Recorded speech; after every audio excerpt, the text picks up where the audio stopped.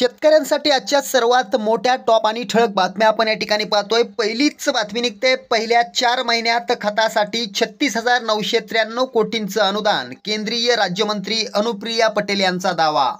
पुढली मोठी बातमी निघते। कांदा निर्यात शुल्क रद्द करा आणि कांदा आयात बंद करा, शेतकरी संघटनेची मागणी।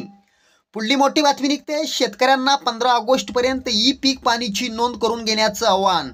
पुढली मोठी बातमी निघते। लातूरमधून तब्बल 132 कोटींच्या पीक विम्याला शेतकरी मुकला।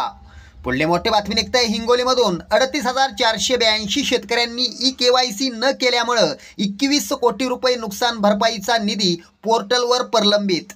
पुढली मोठी बातमी निघते। विदर्भाच्या शिवारात मुसळधार पाऊस, सोयाबीन कापूस तुरींचं मोठं नुकसान, शेतकरी अडचणीत। पुढली मोठी बातमी निघते। राज्यात लाखो शेतकऱ्यांनी 1 रुपयात भरला पीक विमा, धनंजय मुंडेंची माहिती। पुढली मोठी बातमी निघते। विमा कंपनी म्हणते सरकारकडूनच येणं बाकी, म्हणून शेतकऱ्यांना देणं होत नाही, पीक विमा कंपनीची माहिती। पुढली मोठी बातमी निघते। वीज बिल माफी दिली नाही तर पवारांची औलाद सांगणार नाही, अजित पवारांची वीज बिलावरून नाशिकमध्ये मोठी घोषणा। पुढली मोठी बातमी निघते। शेतकऱ्यांना देव पावला, राज्यातील शेतकऱ्यांना मिळणार अवकाळी आणि अतिवृष्टीची मदत, सरकारनं दिली मंजुरी। शेतकऱ्यांसाठी या होत्या सर्वात मोठ्या टॉप आणि ठळक बातम्या। धन्यवाद।